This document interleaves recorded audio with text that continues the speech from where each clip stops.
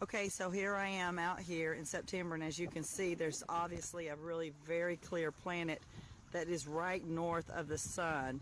And wow, I would love to say it was the moon, but since the moon happens to be right here on the opposite side, there's no way it is.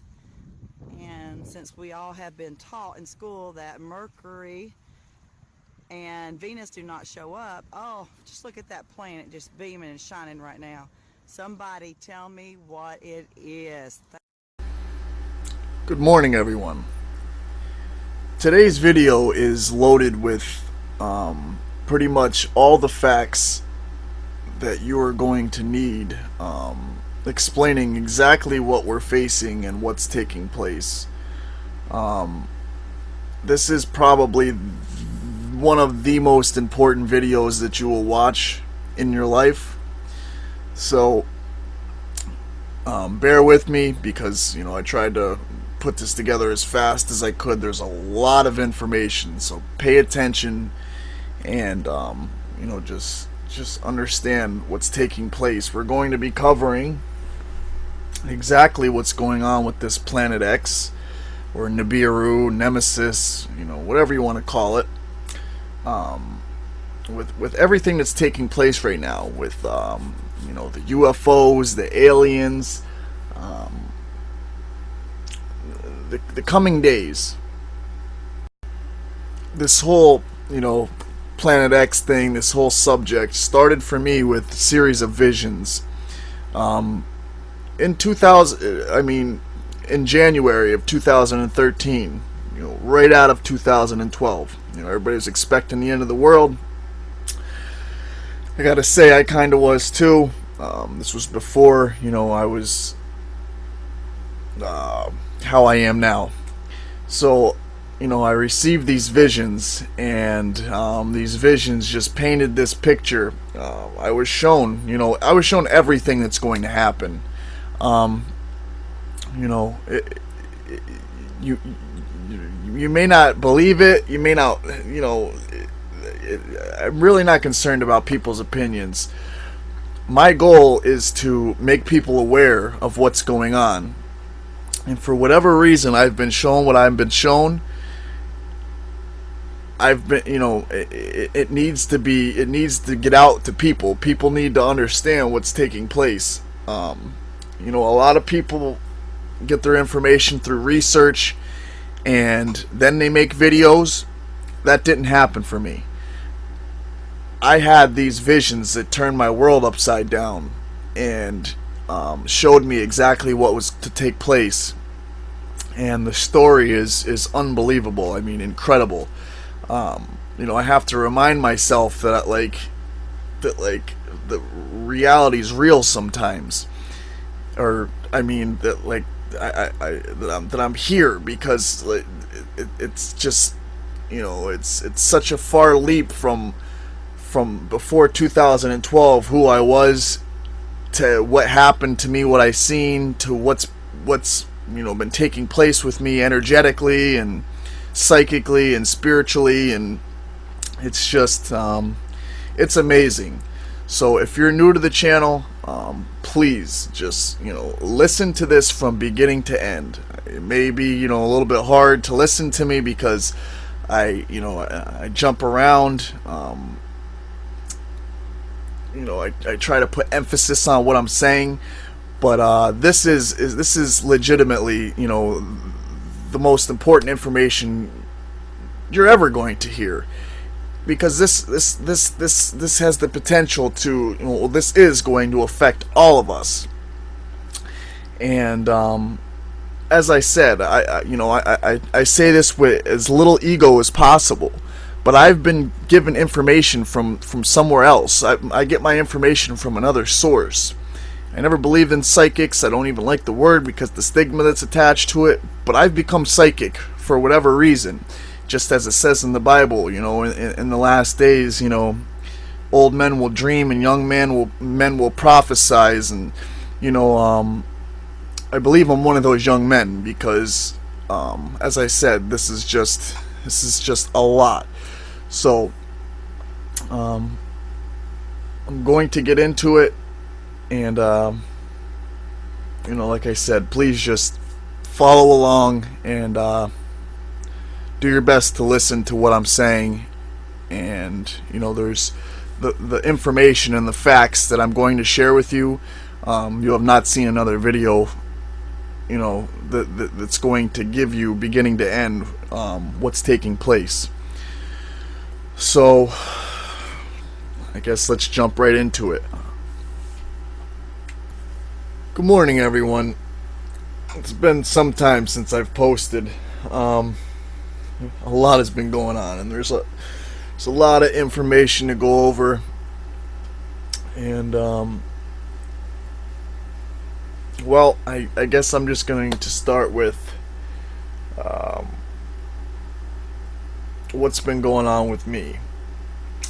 So, as you all know, when I started posting these videos and I did my interview with Rex on the Leak Project, the foundation of what I've been talking about, as crazy as this sounds, and it's not going to sound all too crazy here very shortly, has been this vision, these series of visions that I've had, and this psychic ability that has surfaced in me.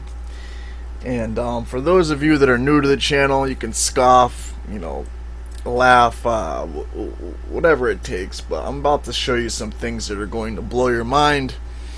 And those of you that have stuck with me, I sincerely appreciate the support. And you guys know, a lot of you have been there with me, since the beginning. A lot of you came over from that interview with Rex. So had this vision, and it was basically, it took place around the 4th of July, and the fireworks turned into UFOs. I'm not going to go through the whole vision again. If you haven't seen it, or if you don't know what I'm talking about, in the beginning of my playlist, there's a video that actually has video of me talking, which none of my videos actually have, video of me. Look for the one that, has me in it talking. It should be like the first or second video. And, everything is fully explained in that video. But, as I was saying, the basis is this invasion and this reversal, a comet, and basically 0-point gravity, and more or less ascension. And it's a lot to swallow. It's hard to believe. It was hard for me to believe. And these last few months I haven't been posting because there's really nothing for me to say on it. I've said what it is. And just recently, within the last 2 weeks, all these developments have taken place. So I'm going to get into a couple things here that are just going to give some validation to what I've been saying. So as I said in the vision, it was the 4th of July. I was watching the fireworks, and the fireworks turned into UFOs. And then, as I'm watching the UFOs, this comet comes screaming through the sky on a path towards the western United States, out towards California, coming from Philadelphia. That was the trajectory that I was given. So if you've been following along, you know that all my visions manifest. Everything I see, these aren't just, the ramblings of a crazy man. Everything I see manifests. Everything I see synchronizes. This is there's something going on here. So anyway, a couple weeks ago, a lot of you have heard this.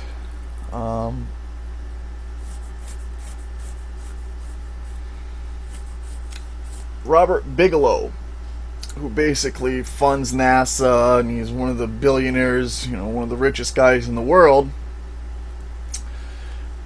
came out and said, well, I'll let you watch it for yourself. So, I've prepared a video here that I'm just going to basically try to narrate, because there's so much information, and I really want to try to cover as much as I can. So here is the interview from Mr. Bigelow. Do you believe in aliens? I'm absolutely convinced. That's all there is to it. Do you also believe that UFOs have come to Earth? There has been and is an existing presence, an ET presence. And I spent millions and millions. I probably spent more as an individual than anybody else in the United States has ever spent on this subject. Is it risky for you to say, in public that you believe in UFOs and aliens? I don't care. You don't worry that some people will say, did you hear that guy? He sounds like he's crazy. I don't care. Why not? It's not going to make a difference. It's not going to change reality of what I know. Do you imagine that in our space travels we will encounter other forms of intelligent life? You don't have to go anywhere. You can find it here. Yeah. Where exactly? It's just like right under people's noses. Oh my gosh. Wow. The FAA confirmed to us that for years it referred reports of UFOs and other unexplained phenomena to a company Bigelow owns. He told us he's had his own close encounters, but declined to go into detail. Robert Bigelow's quirky, and he knows it, but when you have as much money as he does, no one, not even NASA, seems to care.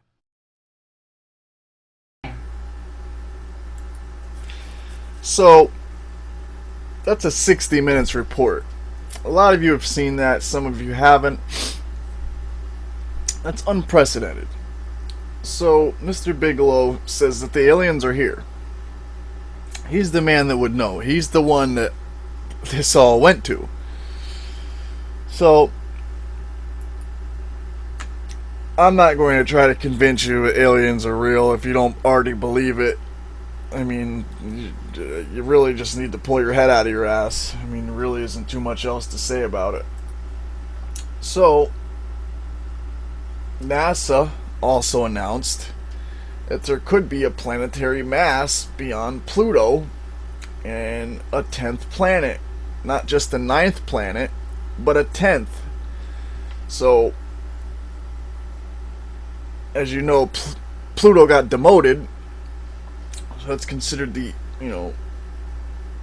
it's considered 8 planets. So there's 2 in question now. And as I'm going to show you here in a second, there's actually 13 planets from a very reliable source. So let me just get into that. Was mentioned, yes, my family history is a bit sordid. My great uncle Yakov, yes, he was the first president of the Soviet Union. His brother Benjamin Sverdlov started mind control and programming in the Soviet Union in the 1930s, and that is why, because of that background, I was taken here in the United States to be used in the Montauk Project. My grandmother was a Soviet spy, so you're getting the image, yes, of especially why my family here in the United States was very much monitored by the U.S. government, and why I was taken into service in Montauk Point. Another interesting fact, which I never really talk about too much because it is politically incorrect, is that my first cousin once removed, Alexei Sverdlov, who was the son of Yakov, actually started KGB. And so this also led me, wherever I go, to be followed by them, especially in Russia, Eastern Europe, and so forth. And so, but I do get a lot of good information from them. So, and you see up there on the screen the word Kuiper Belt. And I am not sure if many of you are familiar with that term. If you look at this picture in the image, and hopefully you can see it clearly enough, you will see that the Kuiper Belt is basically a region which surrounds our solar system, and that is the reason why the planet Pluto several years ago was reclassified to either a Kuiper Belt object or a planetoid. Now, if you look at this map, you will also see that Neptune is at the edge of the Kuiper Belt. So why wasn't Neptune reclassified as such an object? You may recall, those of you who read my website for several years, that back in 2007, 8, etc., 9, NASA was reporting objects appearing in this Kuiper Belt region that looked strange to them. And almost every week there would be 2 or 3 different objects that would be appearing. When it became very suspicious and people were questioning the news and asking why and what are these objects, that is when they reclassified Pluto as a cover to say, well, these objects were always there, we just didn't know they were there. But I will tell you that the Kuiper Belt right now is amassing a very large fleet of objects that are not necessarily from our space-time. And when I say that, you may recall also NASA reporting for the last couple of years, large objects emerging from our sun and then moving out towards what is the Kuiper Belt. And so we know from close-up observation and digital analysis that these objects that came from the sun were artificial. In some cases, you can even see windows, you can even see equipment on these vehicles. And they're huge. Some of them are almost the size of our planet. If you learn about interdimensional science and about galactic work, you will know that a black hole in one universe is a star in another universe, and vice versa. This is how energy is exchanged between universes, and energy is balanced throughout creation. The objects that are coming in or passing out through the sun, these are actually going through a vortex, if you will, a black hole in one universe coming in through our sun here. Now, there's something else you should know about the sun, because people think, well, is the sun so hot, wouldn't that burn up the objects? And the answer to that is the sun is actually not hot, and I know that sounds loony-toony to you, but it's cold fusion. Think about something. I'm sure many of you have gone in an airplane, yes? And it could be very hot on the surface of the ground, and then you take off. And if you look at the monitor, you can see, especially on international flights, they do this. As soon as you go into the atmosphere, it's way below zero, 50, 60, 70 below zero. Now think about it. You're going up, literally, closer to the sun. Why does it get colder? Shouldn't it get hot?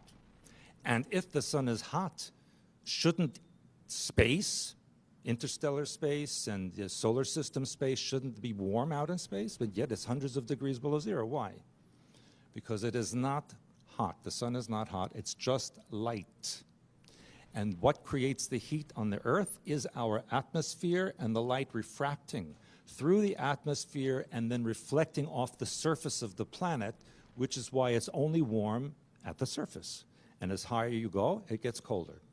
So keep that in mind. And what you learned about Mars, about Venus, all these planets is not true.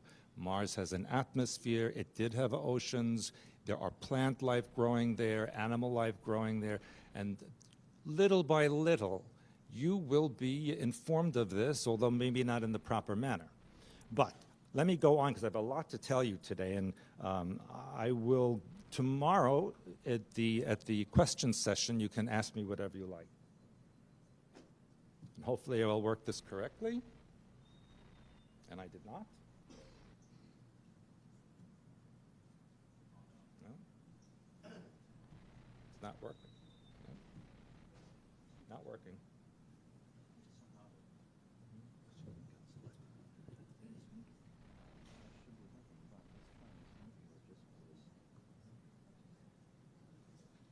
No.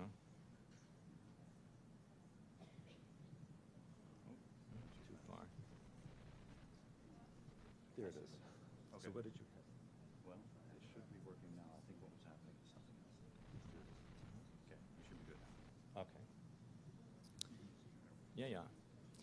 So beyond the Kuiper Belt is the Oort cloud. And this is another region of space that you can see from this, diagram here that extends even further out from our solar system.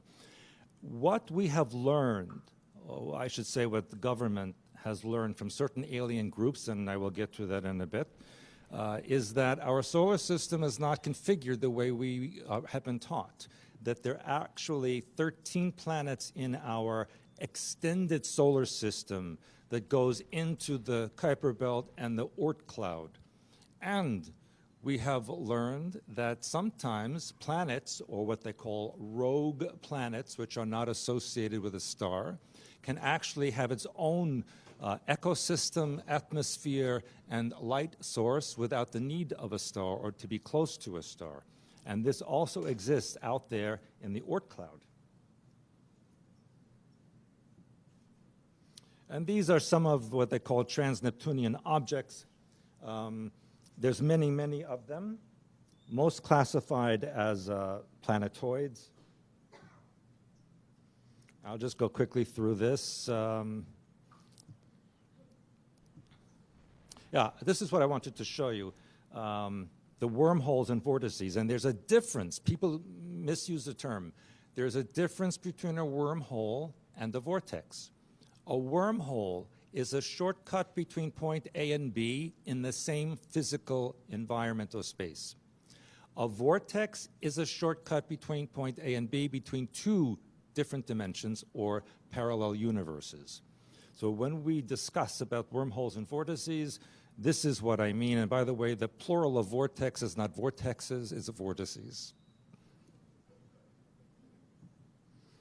Now, you will be interested to know that there is a vortex between our sun and the Earth, as you can see from this diagram here, so that technically, if you aim a spaceship at a certain point in space towards the sun, and you enter into this magnetic field vortex, you will go into another time space.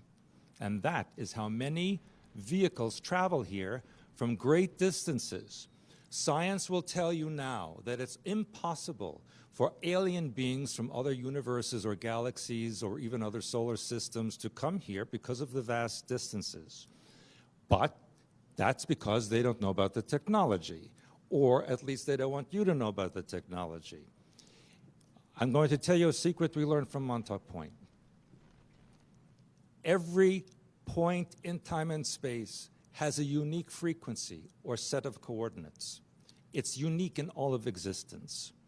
If you take an object or person, place, or thing, and you vibrate it to a specific frequency of where you want to go, and it matches, there will be instantaneous connection. No time passes, because no two points can have the same frequency. And if you match a frequency, instantly it goes to that point.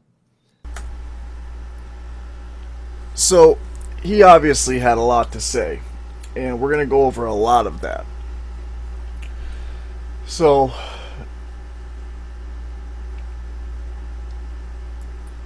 here's just an article about,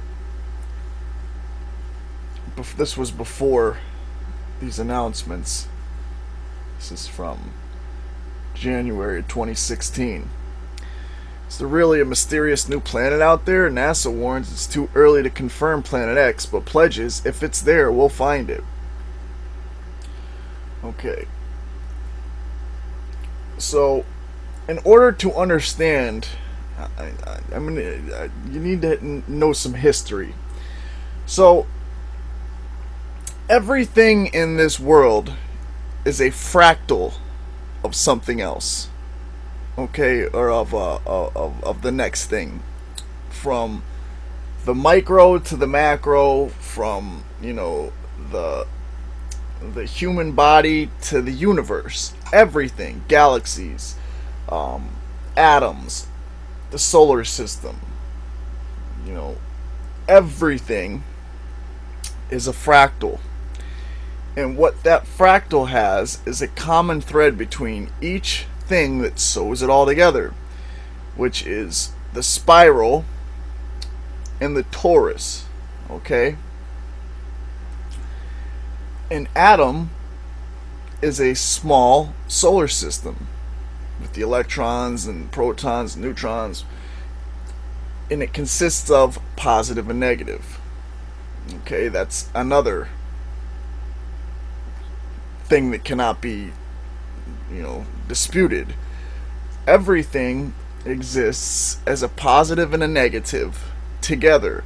The positive and the negative make up the same coin, the front and the back, but they're opposites. They're not opposites. They're the same in the overall picture, but as far as reality goes and how we comprehend it, that's the duality.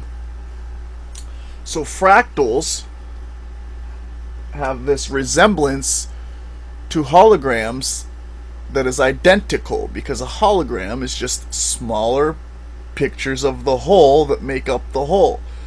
So a hologram would be little pictures of the entire picture that make up the whole picture. And that's exactly what a fractal is. So understanding, that these things are the basis of everything around us will allow you to understand what I'm going to say. And this will explain a lot of things for you. So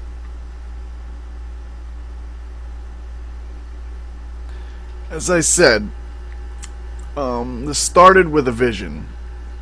And in this vision, I seen the evolution of a soul, among many other things, but this underlying theme kept coming up. And this is how I was introduced to, the Ashtar Command, or the Galactic Federation of Light, or whatever you want to call it. These two beings. I was in a ship, and these two beings, there was a man and a woman, and they looked Chinese. And they were both wearing white suits, body suits, that like a surfer would wear or something, like skin tight. And they were white, and they had a red insignia on the front. I believe it was a diamond. And in my mind they were saying he's creating new universes, new galaxies. You've never seen somebody with this much potential. And at that moment, I had this vibrating feeling coming from my root chakra. And I'm not going to go through all that, but the 0 point gravity kept coming up, and I didn't know what the hell 0 point gravity was. So after this, and then I had another vision of the 0 point gravity, and it just kept stressing the 0 point gravity. So I began researching, and the quest that I'm sure most of you are on, just trying to find answers. And one synchronicity led to another, and nothing happens by chance or happenstance. So, I was led down this path, and I was basically guided and taught by my spirit guides. I mean, it's just what it is. So, as I seen, I don't want to go too far into that. I'm just going to explain a few things. Okay. As I said, everything is a fractal. So from from the atoms that make us to the universe, to the galaxy, to the solar system, everything is that pattern. And that pattern is, as I said, the spiral of positive and negative that spin basically unto each other. And they say that the center of an atom is actually hollow, and at the very core there is a vortex or a vortex. And as above, so below, as within, without. Atoms, atoms are hollow, filled with essentially a black hole. It's the same thing for the galaxies and the universes, and the planets and everything else. Some planets are positively charged, some planets are negatively charged, such as this brown dwarf.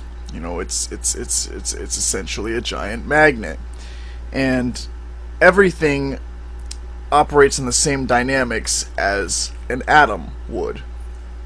And because atoms, when they get right down to it, that's what the CERN is about. They're trying to discover the subatomic particles that make up the fabric of the universe, the God particle, the Higgs boson, dark matter, all these things.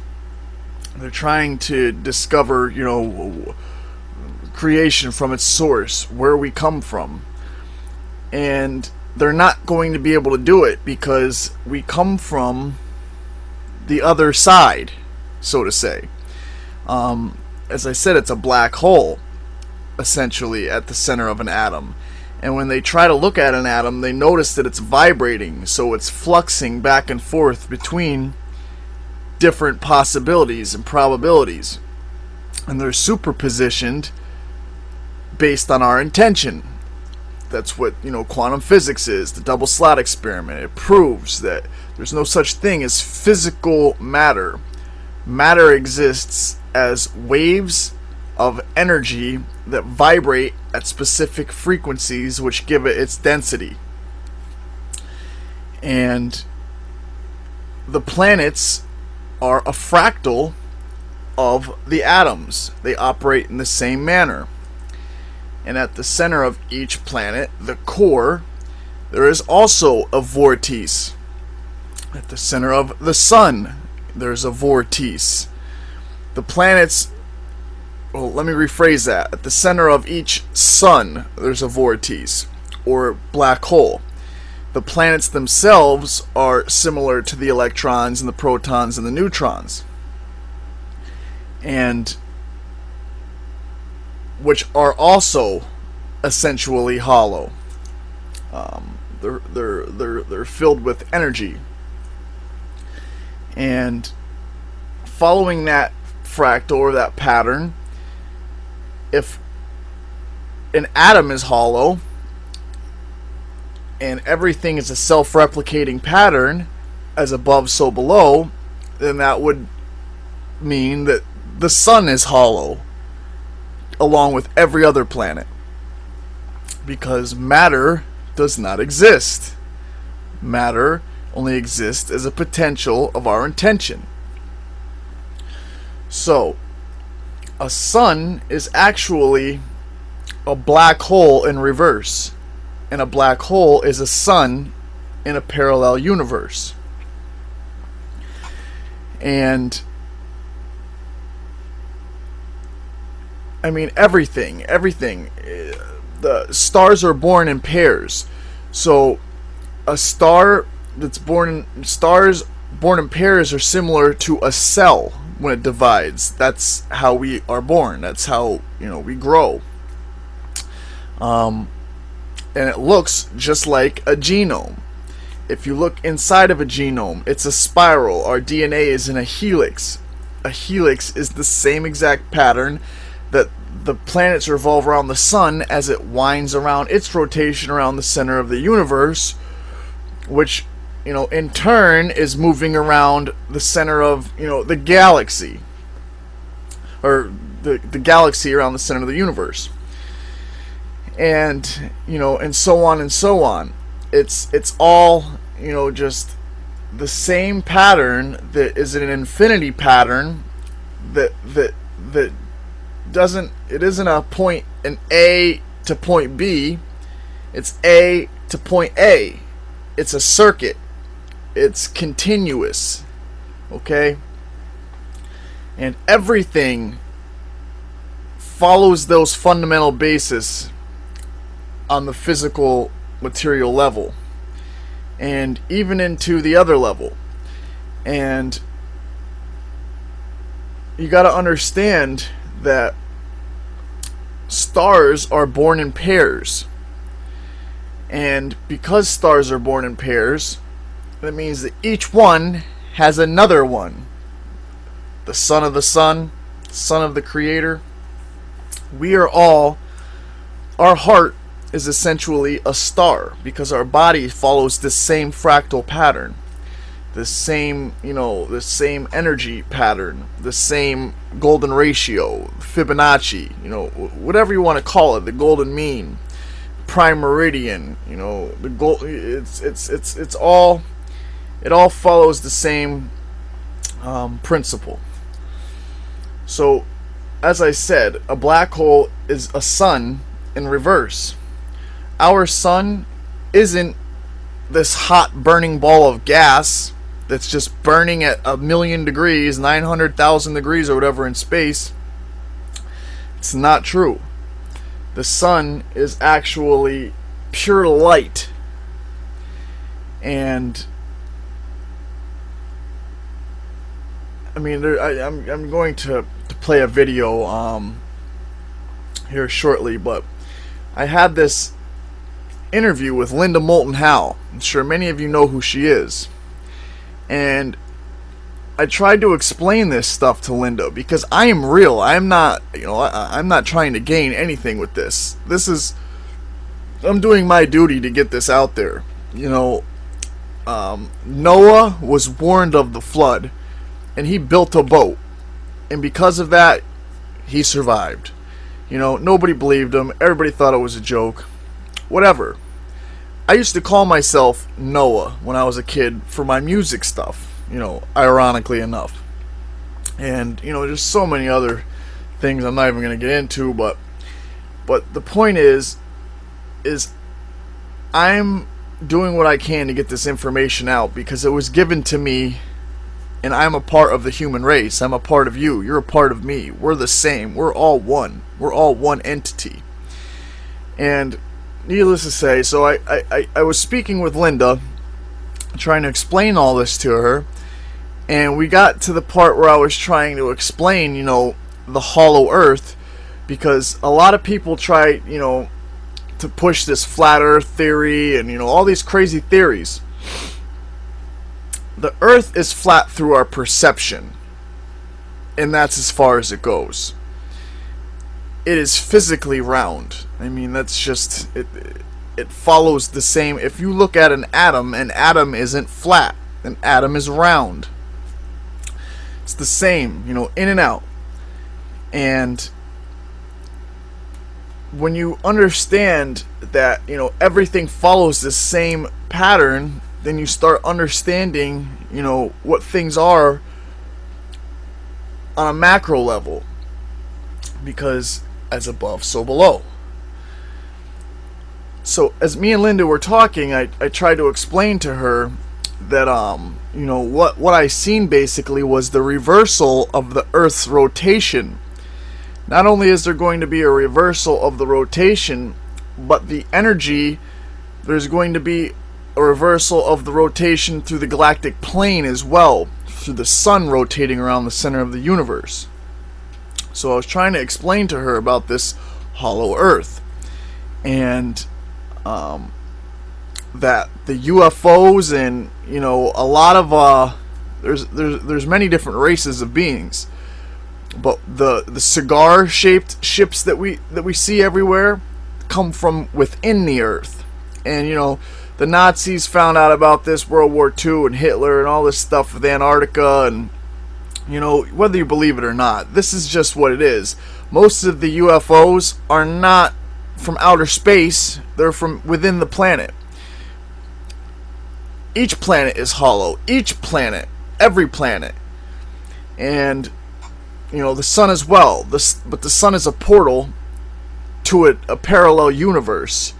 There is real aliens that are from other parallel universes which aren't technically aliens. They're different facets of us, whether it be us in the future or our distant cousins in the future. We're all of the same entity.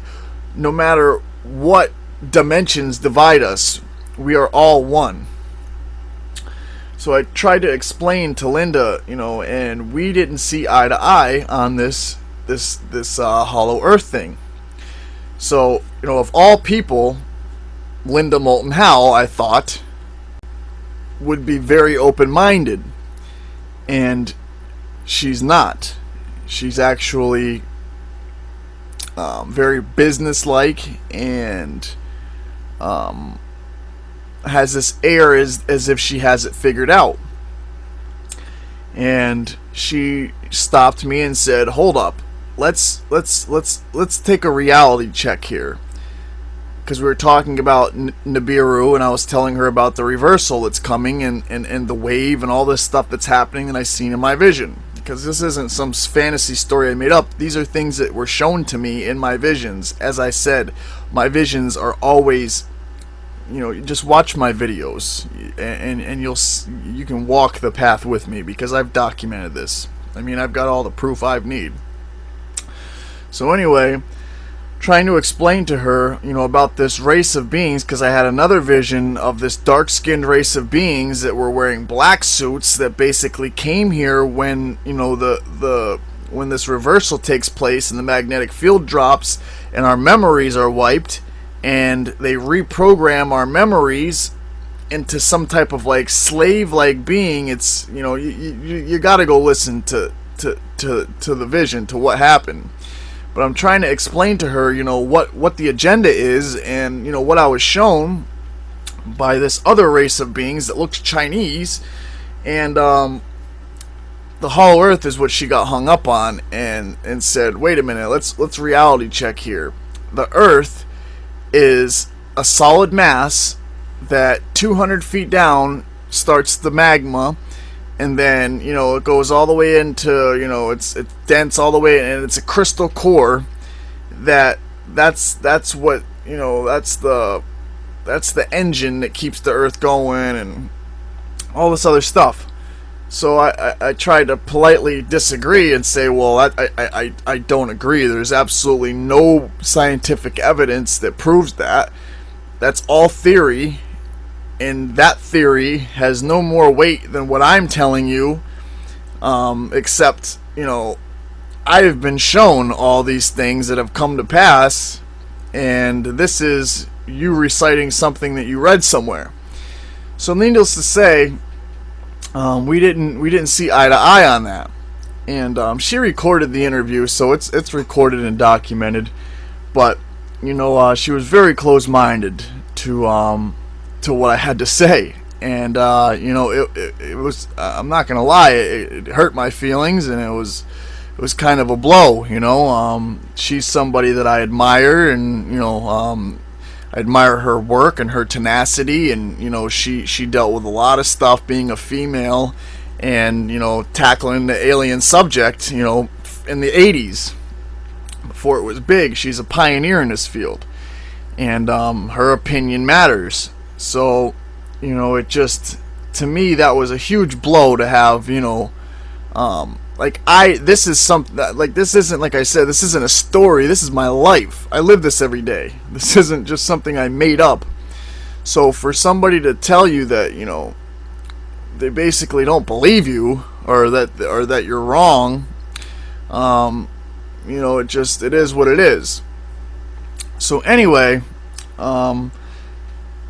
this last month, I had these visions. In my last couple videos, I've been talking about this eclipse, this vision I had of an eclipse, where it showed me that I believe that we're right on the brink, and there was just a little bit of light, the crescent shape underneath of it, showing me like representing time.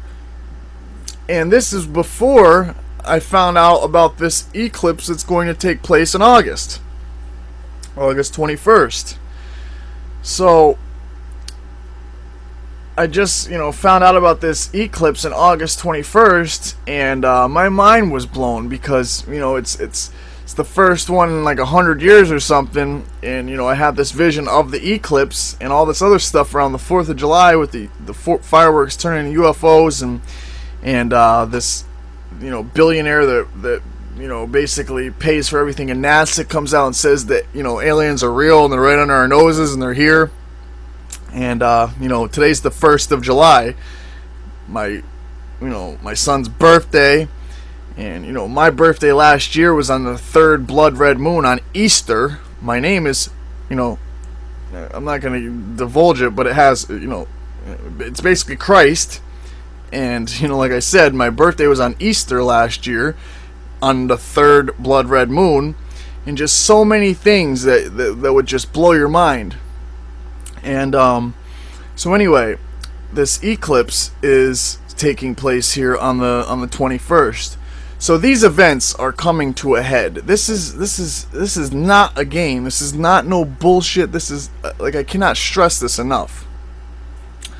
So anyway, I was trying to explain to her that, in my visions I had never seen a planet. Okay, I was shown a comet hitting and all this other shit, but I wasn't shown a planet per se. Like, I didn't have a visualization of a planet coming in, but I had synchronicities that confirmed it, over and over.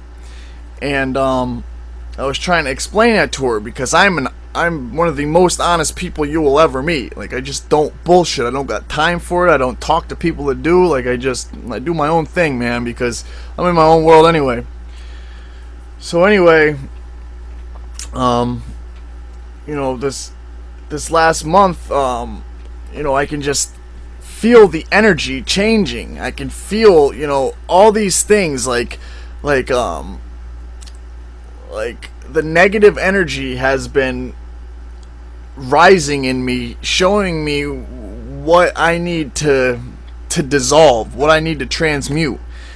And I've just been doing a lot of personal work the last, couple months.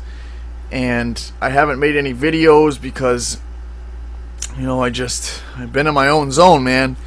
And the last couple days I've just had this urge, or this something pressing me to make this video and to combine all these things. So, as I said, what I was trying to explain to her is that when this planet comes in, now this eclipse that I had seen, as I said, it was a north to south eclipse, not east to west. So if you can picture a circle over a circle, if it's moving east to west, the crescent shape when they're overlapping is going to be right or left. What I had seen was north to south, up and down, which means that there's going to be a movement of something eclipsing from the north or south, not east or west, like the moon would do. Because the crescent shape was on the bottom, or the white, and the black disc was over the white disc, and there was a crescent shape on the bottom. Just barely, showing like they were almost completely overlapped symmetrically. And I was trying to explain to her that when this planet comes in, that it's going to reverse the rotation of the Earth. I was trying to explain to her that, and this was before I put this eclipse thing together, but I was trying to explain, she wanted to know what the point was. I'm like, well, the point is the Earth is going to switch rotations. And when that happens, there's going to be this race of beings that aren't good beings, that are basically going to invade and take advantage of us, and those that aren't able to hold their consciousness together are going to be reprogrammed into slaves. And now reality check. No, that's not possible. So what could possibly make the Earth reverse in rotation? The Earth is, such and such pounds, spinning such and such miles an hour, spinning around the sun, which is going such and such miles an hour, with a solid core, and the lava spinning the opposite way, and that's what gives the Earth its dynamo for the magnetic field. And what could possibly reverse the rotation of the Earth? And I was like, a brown dwarf. And she was like, no, Nibiru or Hercobulus is, and she just wasn't trying to hear anything I had to say. She had all the answers. And this is Linda Moulton Howell, of all people, telling me reality check. And, you know, she was laughed at for years. And it just, the whole situation was just, I couldn't believe, it was surreal. I couldn't believe it was happening. And she just tried to make me feel like a fool, I feel like. I mean, she's been investigating aliens and UFOs for years, and she knows, you know, probably way more than I do about, you know, the happenings of the ETs here on Earth and what's going on. But, you know, for whatever reason, she just has her mind made up about, you know, that nothing like that could ever happen. Like, it's too big or something, you know. But, you know, whatever it is. And she had the biggest story of the frickin' century, because she's an investigative journalist. So I mean, it is her job, I guess, to I guess be objective and weigh all the facts, but there was no, I guess she just doesn't realize what the bigger picture is and what it all means, you know, and what this is all leading towards. It's all about energy. And right now we live in a negative vibration, a negative frequency. Because as the Earth is spinning, that's creating a certain magnetic field, and then the sun is also spinning and rotating around the center of the universe, which, you know, above the galactic plane and below the galactic plane, and it takes so many thousand years for the sun to make its transition from above the galactic plane to below it to above it to below it in its rotations. And the last fall of man happened when we went under the galactic plane, and then, you know, that's when consciousness fell, and that's what we're in still.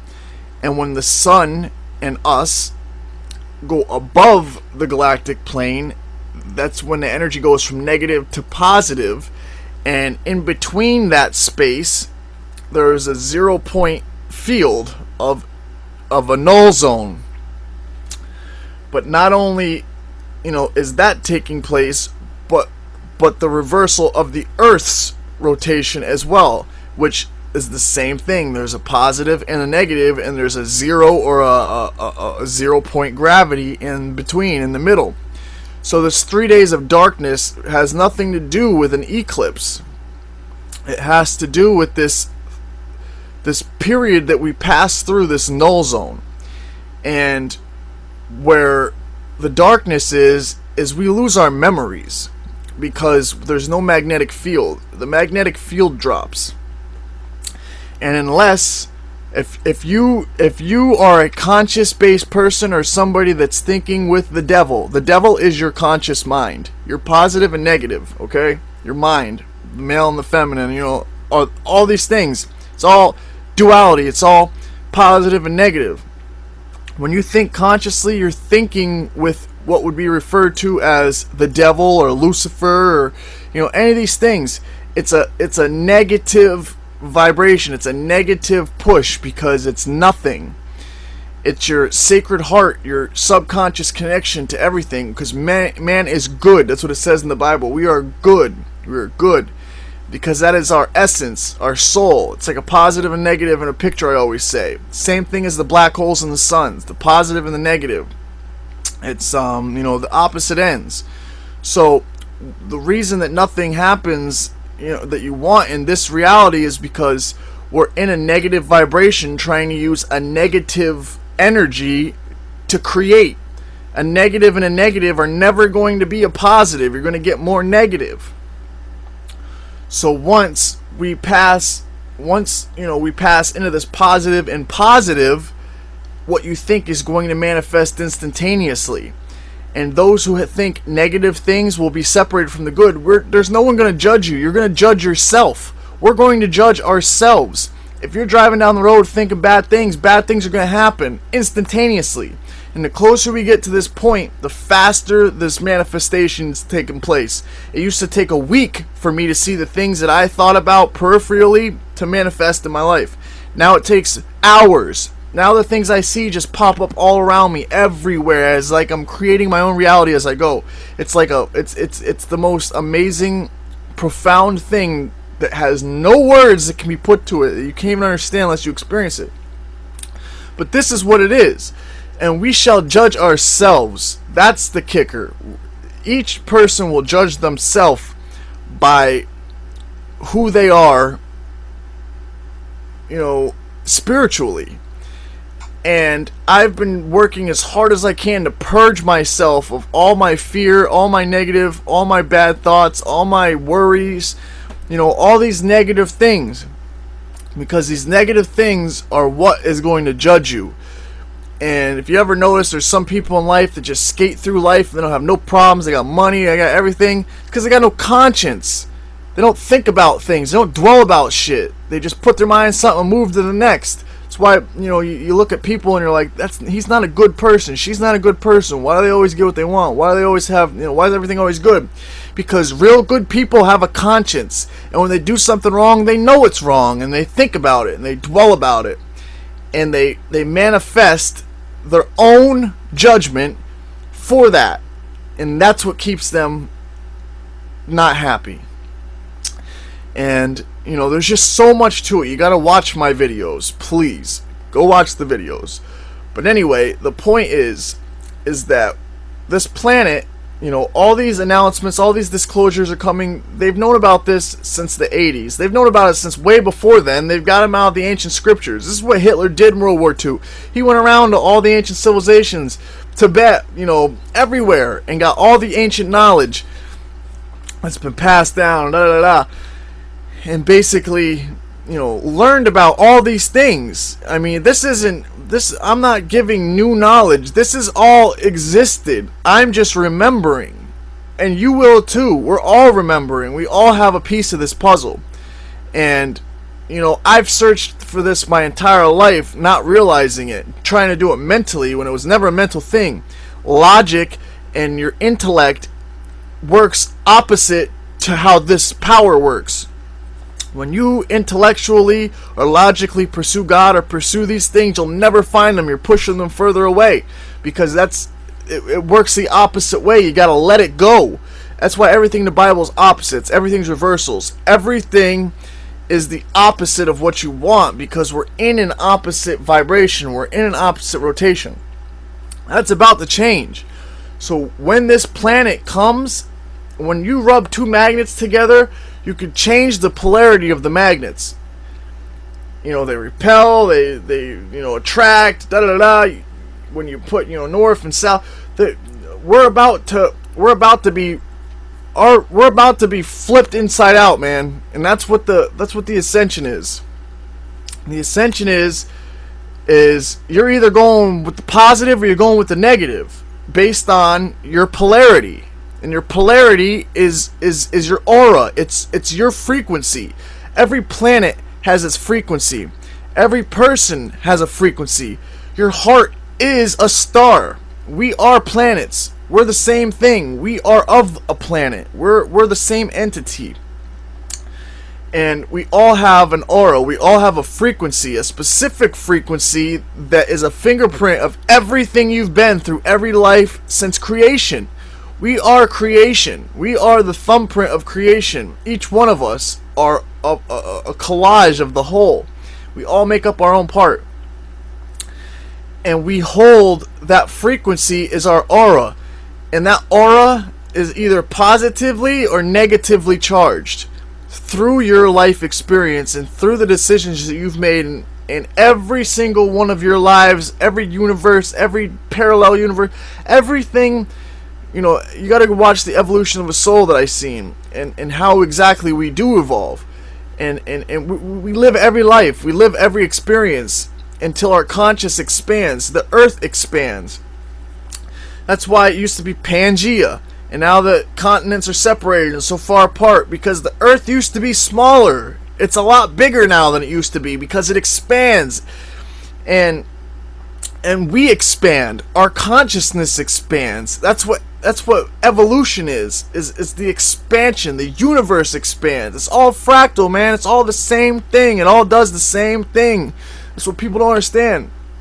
And this is kept from us. This is kept from us because they don't want us to know this, because it empowers us and it takes the power from them. And they don't even understand this. They're reading shit that's passed down from, through thousands of years, trying to interpret it, giving it to people like Einstein and Da Vinci and, all these people, Edison, that you see in history that did something. It's because they had access to this secret knowledge. And they just understood the concept of applying energy. That's why Edison tried 1,000 times, 1,000,000 times, whatever, before he created the light bulb.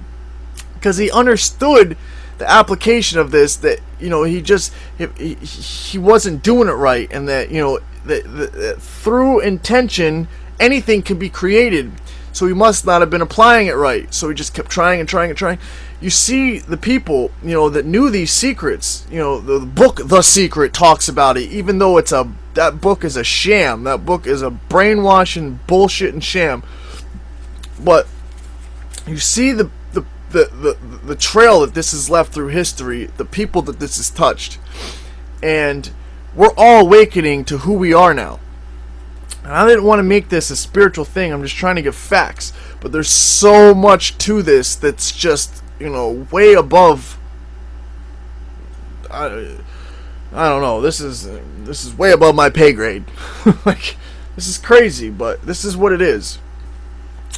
So as this planet comes in, as I said, this eclipse that I seen, this eclipse is essentially, or this eclipse, as I said, comes from the north, or from the south to the north. That's specific to the way that Planet X is coming. Like, it could be coming from the north or the south. I'm not going to say specifically because, like I said, the bottom part, it could have been coming from the north, about to overlap, or it could have been, passing by to the very end. Actually, the way I seen it, it had to have been coming from the north, because it would, the crescent was on the bottom and it looked like it was about to overcome it, so it had to have been coming from the north.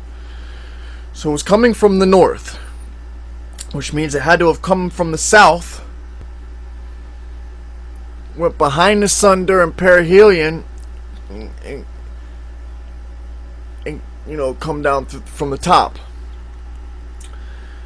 But regardless, they're spoon feeding us all this information now, and there's a slow trickle of things coming out and people saying things. And these aliens, if you want to call them that, they're not aliens. They're star people. They're beings. They're human. They're humanoid. They're like us. They're just smarter. They're more evolved spiritually. Some of them are fallen. They're fallen angels, demons. There's truth to that, but that's a stigma that was placed on them by the people who wrote history. And it all comes down to, for us even existing here now, we're existing in the past, because we exist in the future. We exist omnipresently, spiritually. For us to be here in physicality, back in this early stage of evolution, has to mean that we went back in time, basically, or we took our will back and left the one, or the singularity. And that's, Lucifer taking his will, or taking his will back, the head angel, or the head, alien rebel, or whatever the hell you want to call it. That was, taking its will back, essentially time traveling to be able to come here and physically live with a body versus being spirit, or living in the opposite. And like I said, with the sun, how there's black hole, on the opposite sides with the parallel dimensions and universes. But there's just a lot to this. But I'm going to present some more facts, and then I'll talk a little bit more about this stuff. Like I said, I didn't want to get too lost on spirituality, but there's just so much that people don't understand. And I didn't understand it. I still don't understand it. I talk from my heart. And a lot of these people that do channelings and that do psychic stuff with you listen to the channels, that's what they do. It's called automatic writing. They write without thinking about it. They just write what's put in their mind, and that's how they channel. I talk like that. I'm able to do that. I shut my conscious. I don't think. When you think, you gotta live in the now, man. You gotta live in the now moment without thinking about the future or the past or any of that. You gotta live in the moment of creation, because that's the only place that exists. And it exists now. And when you're thinking, you're creating, in reverse, and there's all these different polarities that you add to it, and then you add emotion, and I'm not going to go over the dynamics of all that right now. So I'm going to play some more, a couple more things, and, come back to talking. Holy shit. So, we just went out for my son's birthday and everything, came back to the house. I was trying to get this all in order and finish it. And I'm sitting here, and I have my head in my hands. I was just kind of meditating, just thinking about, where I was going with this, and I had like this familiar vision in my mind that I can't put my finger on now, but the word Gijong Manahana came to me. Gijong Manahana. So I just Googled it, and I spelled it. I spelled it Geijongamanahanna, and it says, English Hawaiian translation dictionary. So I'm like, what the hell? So I click on it. It says Hanamana in English, the same way I spelled it. It says the definition is a miracle, a wonderful event attributed to supernatural powers, magic, and that's it. Holy shit! Like, that is unbelievable. That is unbelievable. Like, I'm just in awe right now. Like, I have this crazy feeling. So I gotta find out what Gijong means. If anybody knows what Gijong means, it sounds like some type of Chinese to me or something. But this is how this works. When I'm not thinking and I block out all my conscious thought and I become a conduit, a channel. I receive these words, like something, a couple months ago, something Laomer. And, some Hebrew came to me or something. I looked it up and it was there, and it meant, something like, just, it's unbelievable. But I just, I can't even believe this. Wow.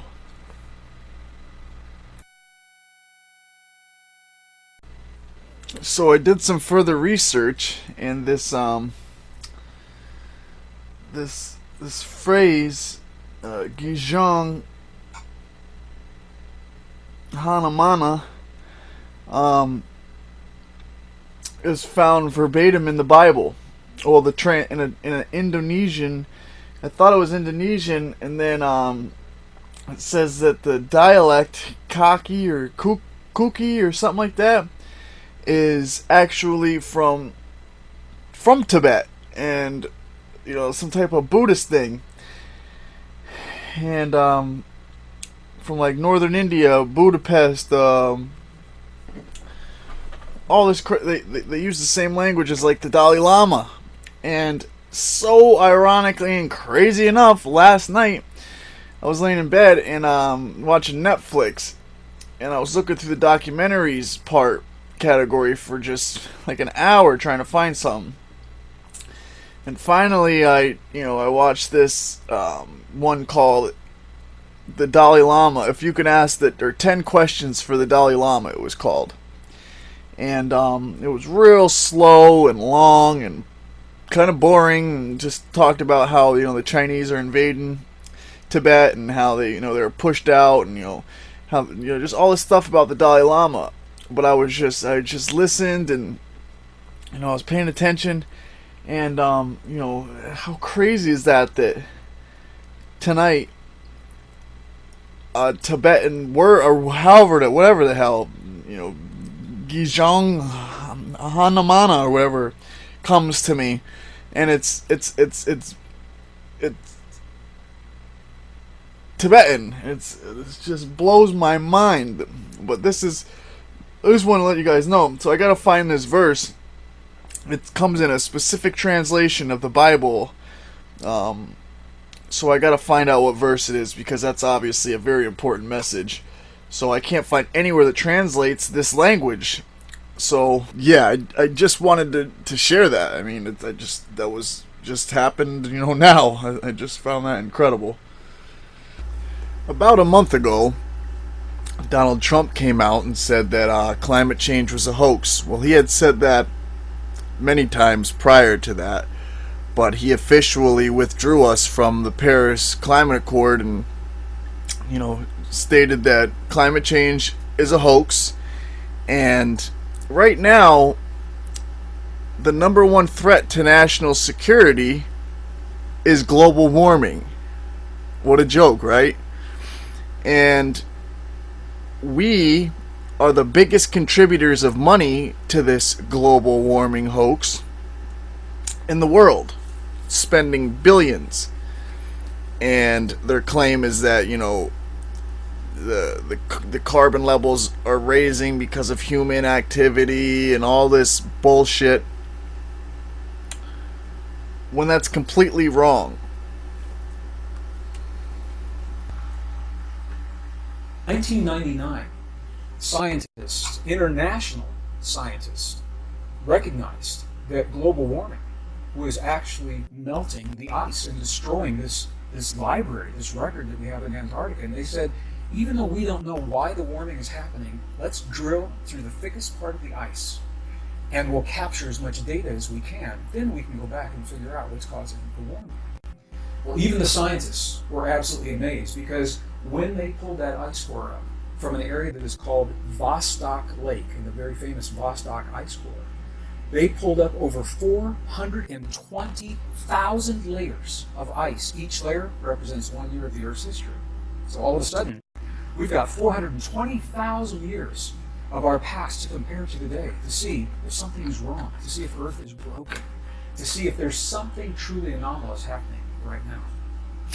You're seeing two different ice cores. In blue is the EPICA ice core from another location in Antarctica. And the green is the Vostok ice core. And what I'd like to call your attention to, just right off, even if you know nothing about how to read this information, you can see the cycles, you can see the rhythms. And it's not your imagination. There are nested cycles, cycles within cycles. There are 100,000-year cycles, there are 41,000-year cycles, there are 26,000-year cycles. There are even 5,000-year long cycles. So the way that we can read this graph, 420,000 years begins on the right-hand side of the screen. We're present day on the left at year 0. And if you look at either the blue or the green ice cores, what you can see is they tend to agree with one another. There are times when the temperatures of the Earth have ebbed and flowed, when it's been warmer and when it's been cooler. And when it happens in one place, it happens in another place as well. The red that you're seeing at the bottom of the graph is the thickness of the ice as it correlates to those temperatures. So what is obvious when we look at this graph is that if you look at year 0 today, we are a little bit above the average temperature for where you would expect Earth to be. I would expect to see some global warming right now. I'd be concerned if we didn't, because that is what has happened in the past. The question is, how much warming is normal? How much warming should we really be seeing? Well, the next graph that I'd like for you to see is a graph that also comes from the ice core data and the seafloor sediment data. However, it does not contain the tree ring data. And it's telling us something really, really interesting. This graph begins at year 0, we would say at the time of Jesus, just for a point of reference, and goes for 2,000 years into the year 2000. The green line that you're seeing in the middle of this chart is the average temperature for the Earth over these 2,000 years. And the chart, the graph, is showing us above and below that average where we have seen the temperatures in the past. So it's obvious. Sometimes the temperatures are above normal, sometimes they're below normal. Here's why this is so interesting. If you look closely, where we are today, are we above normal? Absolutely. We're above the average normal for where Earth has been in the past. Are we warmer now than we have ever been? Absolutely not. Look at this. If you go back into the years 12 to 1300, what is called Common Era, CE, they're using this notation now instead of AD and BC to remove any religious implications. So when I say CE, it means Common Era from the year 0 to now. 12 to 1300 Common Era, the temperatures were almost twice as warm as they are right now, twice the anomaly that we're seeing right now. And if you go back into the years 820 to 1040 Common Era, look at this. So, you get the point. Global warming is bullshit. It's a sham. Now, what I see represented in this graph, right here with these fluctuations, about every 100,000 years, you'll see a spike.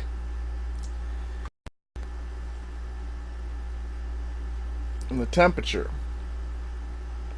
And if I didn't know any better, I'd say that looks like a cycle, something of a cyclical nature that seems to influence the Earth every 100,000 years. Now that cannot be chance, okay? For this to be the pattern that it is, this is a very distinct pattern, and it's on point. Every 100 years, there's a spike in the temperature, and then there's a drop. So what I see here is the revolution of a brown dwarf. When it comes near our sun, the temperature spikes. Then when it leaves, it goes back out past the Kuiper belt, comes back in, temperature spikes, heats up the Earth, the magnetics heat the core of the Earth up, it goes back out, and it comes back in, heats up the Earth, and this explains, you know, just so many things. So to see it visualized right here, if I could make this into a different sort of graph to show you the revolutions of this cyclical pattern, it would show you a rotation.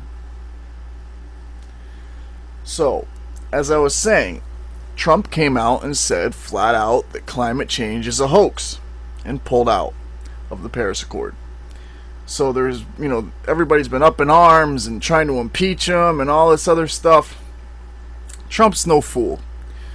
Call him what you want. The man has done more for the country in the last 100 days, you know, 130 days or whatever it's been in office than any president has ever done. He has rooted out more corruption. He's done more than any president has done in the first 4 months of his presidency. Okay? So,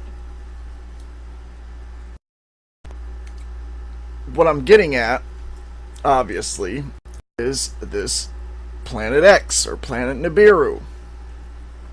We go back to, you know, what I was talking about with this orbits.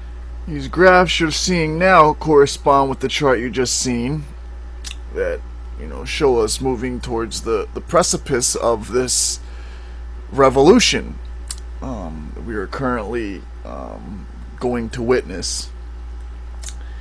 And as you can see,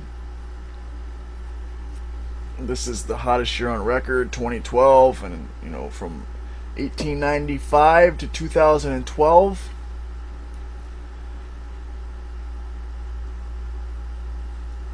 Here you see thousands of years. This is the ice, or the CO2 concentration. The CO2 has, you know, steadily increased in waves. Here we are. Here is the earthquakes over a magnitude 5 since 1973. As you can see, they go right up, you know, the fault lines of the plates, represented in red here. The earthquakes are up, you know, 1,000%.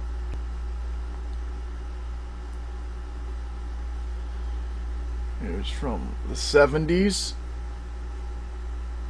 And then here we go. This is where we're at in 2011. If it had 2017 on here, it would, you know, it would be over the, you know, it'd be over the top of the chart. You know, it's almost double this increase. We had more earthquakes in the first 6 months of 2016 than we did all the way in the years leading up until then, and it just keeps continuing at an unprecedented rate. Here's the annual temperature. As you can see, same thing. Goes from nothing to, you know.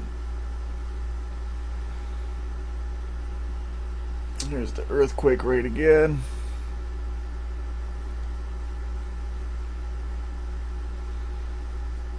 And here's natural disasters. Floods, cyclones, earthquakes. Look at spike. Not only is the Earth being affected, but every planet in the solar system is being affected. And there's evidence showing on each and every planet of the interaction of this, you know, mini magnet that's moving through our solar system. But if you have been paying attention to what is developing in the solar system, it is not only planet Earth that is being affected by the presence of these mysterious objects. It is virtually all of the planets in our solar system that are being affected in some manner or another. In fact, in this installment of the weatherspace.com video edition, developments on Jupiter has transformed the appearance of the solar system's largest planet. One of the two main cloud belts on Jupiter has completely disappeared. Now, we're not talking about fading here, folks. It has completely disappeared. Take a look at these two pictures. They say it's a big event, but they're monitoring the system very closely, and they do not fully yet understand what is going on. Of course not. We don't know what's going on. We haven't lived for millions of years to see all this stuff that goes on with the planet. Something might be going on with the solar system that we don't know about. This picture shows before, August 4th, 2009. You see the belt, and then take a look at after, on May 8th, 2010. Look at that. The belt has completely disappeared. Now, what would trigger something that disappeared? In my opinion, it will probably be something to do with the weather patterns, probably the upper atmosphere messing around with the planet's clouds. But guess what? Now that doesn't stop right there. If it affects Jupiter, can it be a global event? They always say the sun controls the weather, so we might be looking at some kind of an event where maybe the Earth patterns might just change. The upper level pattern in the Earth just might change our climate over the next, maybe 20 years or so. But this is happening so fast. Before, in 2009, Jupiter had a belt. After that, now in 2010, it doesn't. Let's keep an eye on our own planet. Venus is one seriously hot planet, but it appears that is not its only claim to fame. It also holds the title of producing one of the largest waves ever observed in our solar system. Measuring some 6,000 miles long, the atmospheric phenomenon was detected and imaged by Japanese Akatsuki satellite, which was launched in 2010. This particular observation was made in December of 2015. Researchers are unsure of exactly what the disturbance is or how it came into being, but believe its creation involved gravitational waves attempting to cross atop very tall mountains. Its formation likely began in a lower atmospheric region and, over time, rose to the upper portion. The team also suspects the wave wielded enough power to have a significant impact on the planet's overall climate.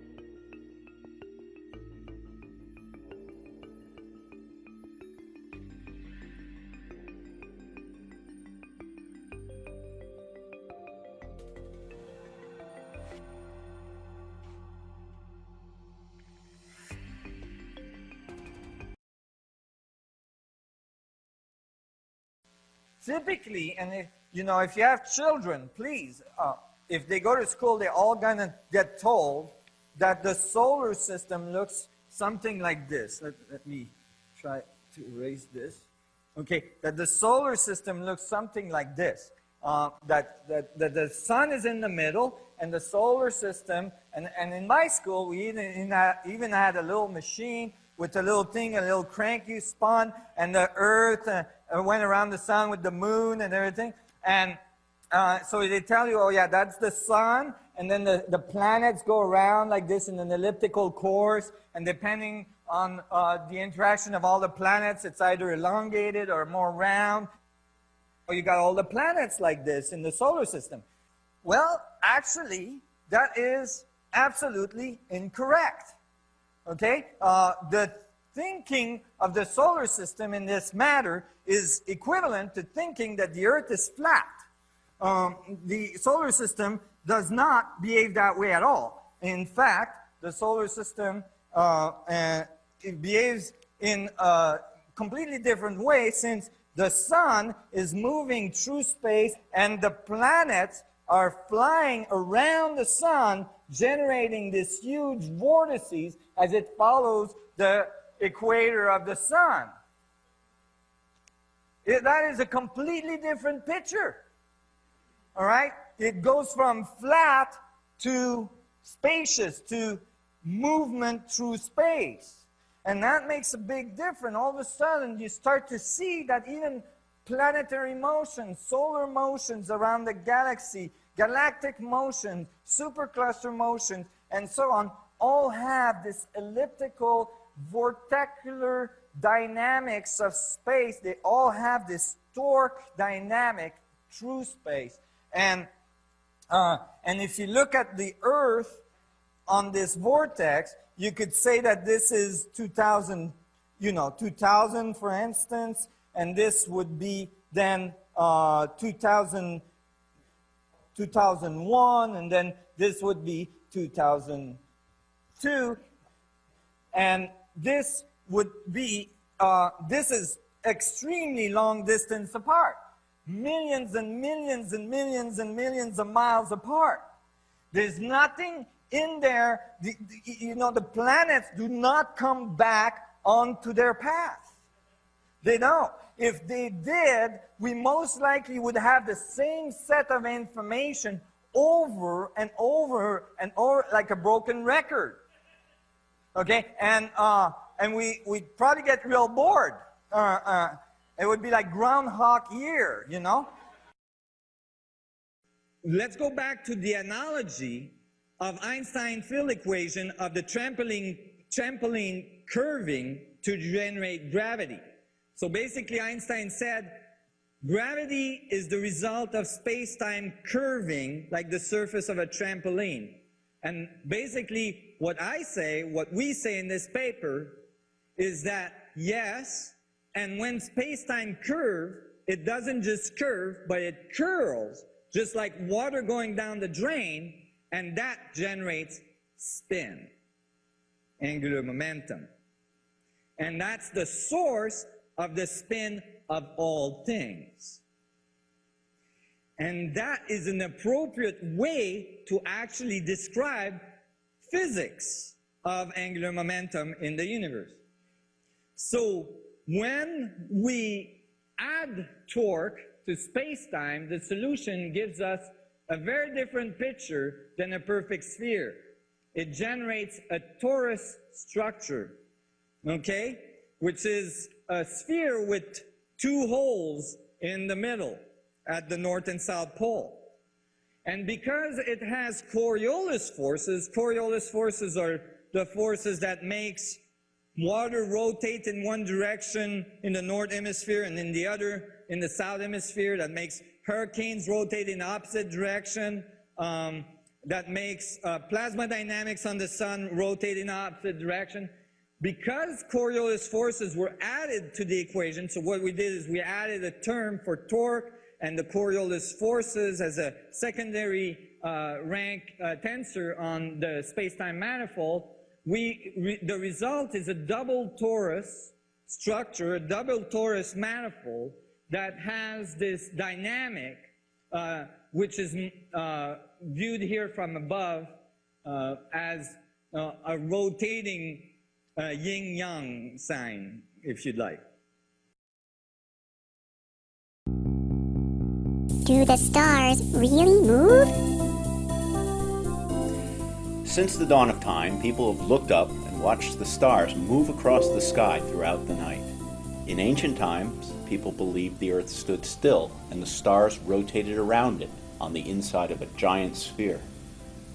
But then in the 16th century, a new idea was proposed by the astronomer Nikolai Copernicus. Copernicus suggested that the apparent motion of the stars was caused by the movement of the Earth.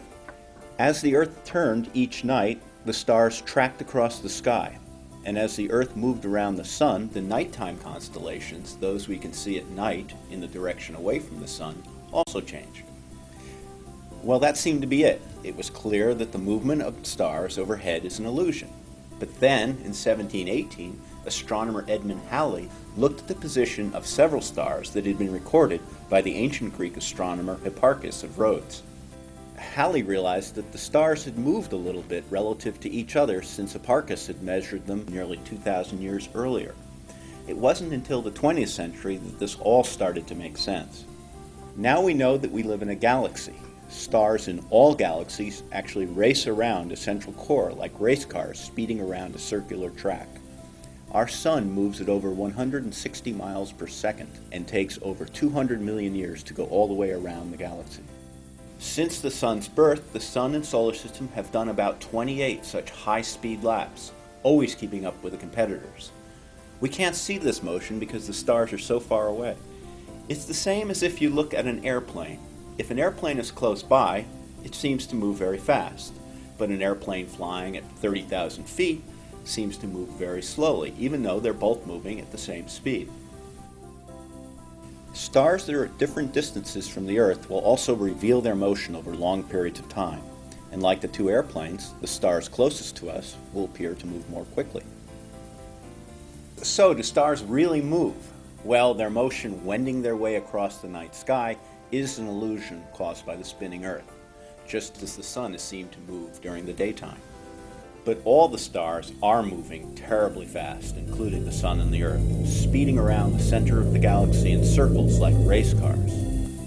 For Ask an Astronomer, I'm Dr. Steve Lord at NASA's Infrared Processing and Analysis Center at the California Institute of Technology.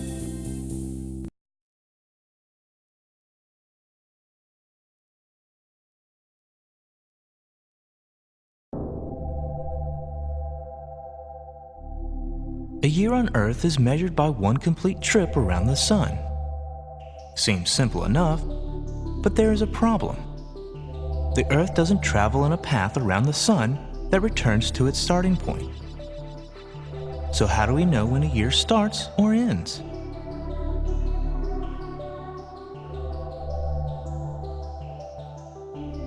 Well, one way, called a sidereal year, measures our orbit against the distant stars. As viewed from the Earth, our orbit causes the Sun to appear to move through the constellations of the zodiac on a path called the ecliptic. And when the Sun returns to its starting point, a sidereal year has passed. This motion is difficult to observe directly because the stars cannot be seen when the Sun is in the sky. However, if you look at the sky before each dawn, the annual motion is very noticeable. The last stars seen to rise are not always the same, and within a week or two, an upward shift can be noted. As an example, in July in the northern hemisphere, Orion cannot be seen in the dawn sky, but in August, it becomes easily visible. Measuring a year this way gives a period that is 365 days, 6 hours, 9 minutes, and 10 seconds long.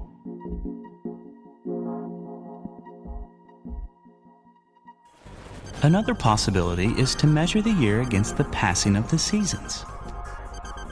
Because of the tilt of the Earth on its axis, the position of the Sun in the sky changes from day to day throughout the year.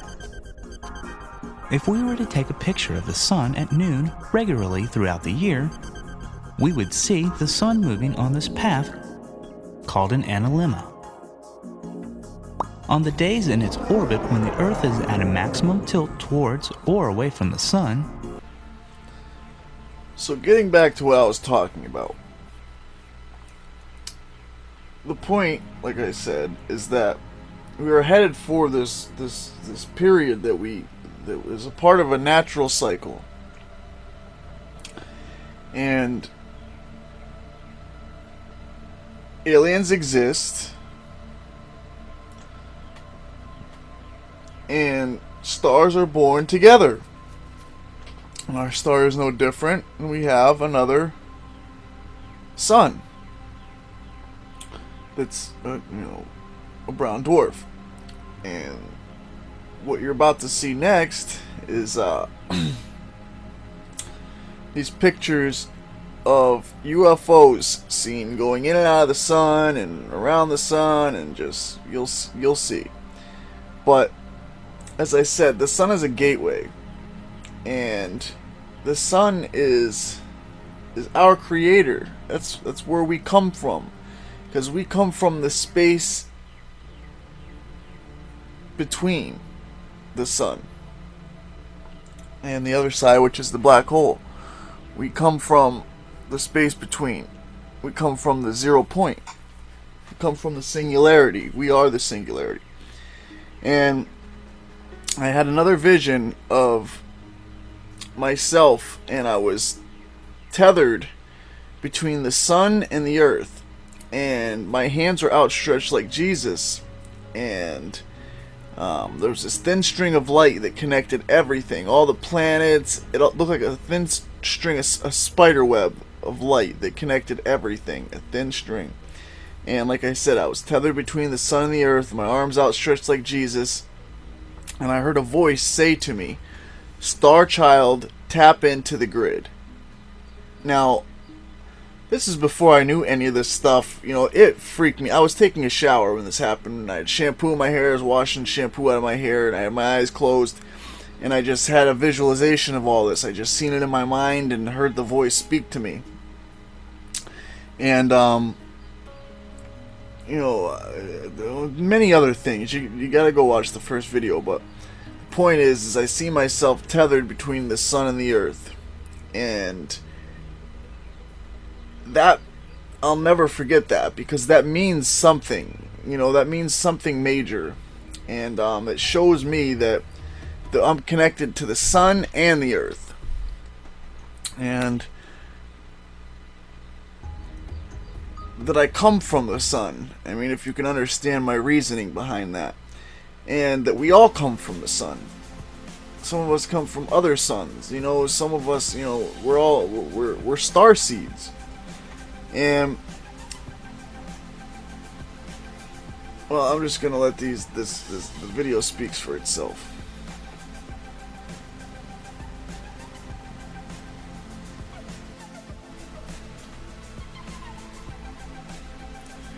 Something is coming, and we do need to be preparing for this. And life isn't what we've been told, and there's a lot more to this than we can possibly fathom. And there is a huge shift taking place with us, with our consciousness, with our energy, and it's just understanding what it is that's going to be taking place, the nature of it, and how we can deal with it. And, ultimately, protect ourselves and our family while we're here in this physical plane. And I mean, it's just, it goes deep. But I've been rambling for quite a while. I'm gonna let this basically play out, and I will be uploading another video shortly of the mental aspect to all this, and the spiritual aspect and energetic aspect, and the direction that I've been given to give you. And I just hope that this isn't lost on people, and if you don't get it, then it wasn't meant to be. But a lot of you are listening to this, and this is clicking and making sense, and you know a lot of this already. You don't need to be convinced, but for those that are on the fence, I mean, this is what it is. This is the real reality. This is what's taking place. This is what's being hidden. What do you think the biggest secrets of the government are? What do you think the most confidential, top secret things in the world are? What do you think the biggest secrets of history and life are? What do you think they are? Weapons? Like, you can only, once we had atomic energy and could split the atom, weaponry was pretty much, not a worry anymore. Just, different ways of deploying it, or and different sizes, and just making it more accurate. I mean, their focus now is on, energy and the propulsion systems and the nature of our being. The perfect machine would be us. We are the perfect machine. And ultimately, they're trying to figure out a way to interface this reality and to tap into this matrix and to change our code and to change our programs. And they're trying to become God. They're trying to become, it's all written in the Bible. It's all written in the Bible.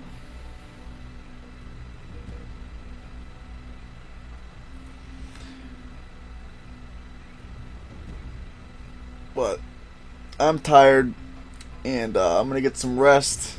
Like I said, I'm gonna let this play out, and I'll be uploading and posting more videos, a lot more frequently, and trying to explain as much as I can, the best I can from what I've been shown. And that's that. Subscribe, like, share, do your part, and I'll do mine. And I'll be back soon, and I'll have like I said, a lot more information on what can be done, and things that can be applied here and now. So stay vigilant, stay tuned.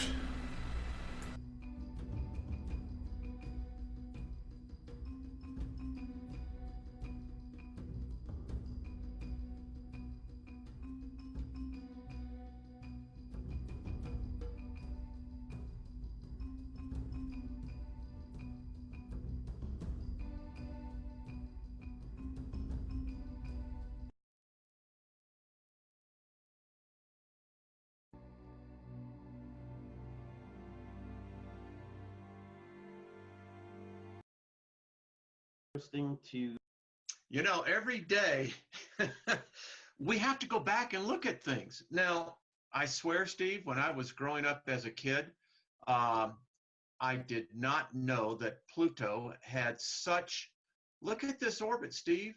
Yeah, look at how much it deviates off the ecliptic, and I always thought it was right on the ecliptic with the other planets. And you see the other planets are right on that plate with the sun. Every single planet is on the plate, and just Pluto's the only one that slides off the plate. What's interesting about Pluto, too, by the way, is it's out by the Kuiper Belt, I believe, right? I believe that's where it is. Right on the edge of it. So, wow. So I can't explain this. When I looked at this, I did not ever know that it had such a, what would we call this, an inclination of an orbit? Right, and see, the reason why that's so interesting to us as amateur astronomers, guys, is because it indicates that Pluto's being influenced by the gravitational electromagnetic force of another object other than the sun. Yes, sir. And I'm going to tell you something that makes if it was in the toe of our sun, it would be on the ecliptic like all the other planets are. It's very, very odd. I did not know this. And when I saw this, I went, what? Now, Steve, I know this is going to be a short segment, but I wanted to bring this up to you. There appears more and more, how should we say, evidence coming in that we may not be a part of the Milky Way at all. I read, I guess about 6 months ago, that someone had said, well, they thought that we would be more closer to between halfway into the Milky Way. Well, Steve, it doesn't appear that way. It appears that there is more and more evidence that our solar system may at one time have been part of Sagittarius.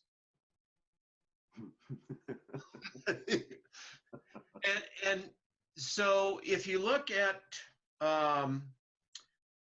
if you look at the writings of what's been out there on Planet X, Nibiru, Nemesis, the Destroyer, no matter where you look at this, whether you're taking it from Sitchin's point of view or taking from someone like Gil Broussard or taking from someone like Mike Brown or Dr. Harrington, it does appear more and more, Steve, that it seems like these objects, right, all come out of where? Sagittarius. Yes. Yeah. Coincidence? I don't think so. I didn't think so either, my friend. And so I just thought that you would find this to be interesting. We'll leave the article, but here's something, folks, that you might want to think about as well, Steve. There's good indication. Good indication. And by the way, this article was written a couple of years ago. And I find it interesting when we can go back and look at these type of articles, Steve, that were written when a lot of this started taking place, right? Yeah. Guess what they said would be one of the telltale signs. The solar system would begin to heat up. What are we seeing today? We're seeing heating up of the solar system, and that's from electromagnetic forces, by the way. Look at here. It would have also a change in light intensity, of which we're seeing on all of this. And Steve, here's my point to this whole segment. This was written almost 2 years ago.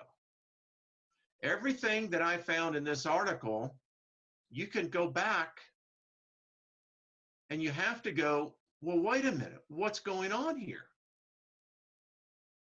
So I just thought it was interesting that when we look at this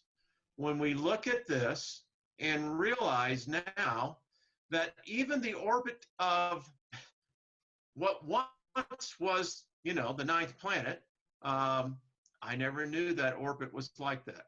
Well, and so now you can see what we mean by a perturbed orbit, and that's also why Neptune's got a little wobble to it. That's what they theorize. That's what Mike Brown says is influence of Planet X. And yeah. So Mike Brown says it, who everybody thinks is a shill, government shill. I don't care what you think. It's one of those things where you look at it and you go, yeah, right? Yeah. So, I mean, this is a conjecture of what we've been talking about, but, as more and more information, and I don't know, Steve, if it's part of a slow moving train wreck that they're just getting us prepared for. I don't know if it's really that they don't know, or that we're just becoming more aware of the magnitude of the objects that really come by and are part of our solar system. Right, and maybe I always have been, but here's the thing, man. It's right now that things are getting very, very interesting in terms of the corroboration between what people call Planet X or Nibiru or the brown dwarf solar system or whatever, and the evidence that we see. But, I struggle all the time to try to stay objective, and I just keep seeing piece after piece after piece just come together. And, it's time for us just to wake up and realize that there's more to what's going on, what we see with our, through the mainstream media and through the academic channels. I agree. And Steve, I want to point out something else to people when we talk about dates, right? Everyone's trying to say dates. I have been for the last 2 years seeing story after story recycle through Facebook and YouTube that, the 3 days of darkness and NASA has confirmed it.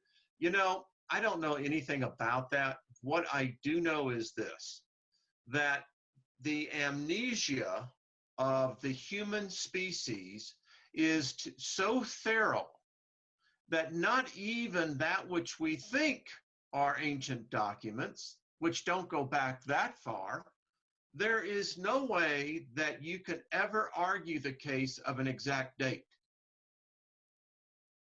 It's foolish, because quite frankly, as what Mike Brown and his associate Bedgen, what they have found is that the Kuiper Belt is so filled with objects out there that it's almost impossible for us to even begin to fully understand what really is out here.